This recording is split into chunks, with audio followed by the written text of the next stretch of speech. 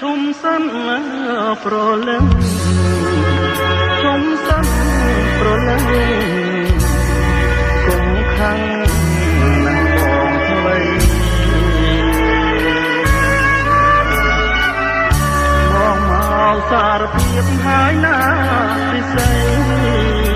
គេបងចោទស្រីប្រែតាំងใจគឺបងនេះបងខំទុកចិត្តមិនហ៊ានស្មាំងដែរតែទុកមិនបានលងប្រាដូចមានកម្មបងខ្លាយជាប្រងខុសក្បត់ការីក្បត់ទាំងគុំនេះបងគឺជាអ្នកសាងបាប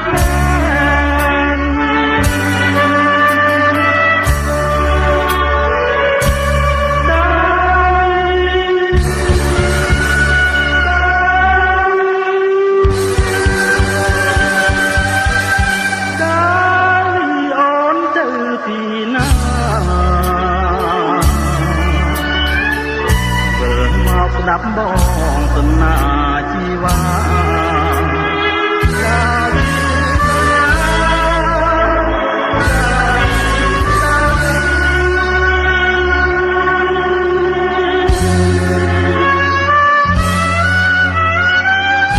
រឿងយើងទាំងពីរទុំដូចយល់សមណាយើងអាផងណាចប់ទាំងបង់តាផ្លូវអូនហើយកុំយកបងជាសត្រូវធ្វើមិនដេចឥឡូវផ្លូវជីវិតឲ្យយើងបាច់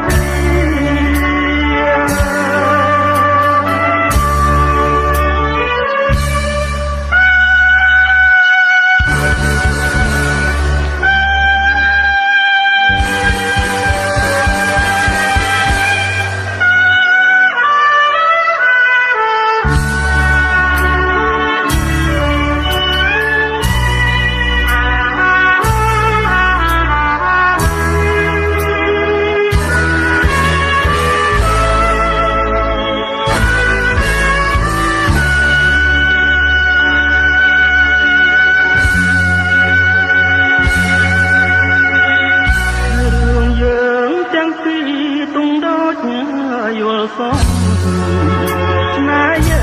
ងអាផងស្នេហ៍ចប់ទាំងកណ្ដាល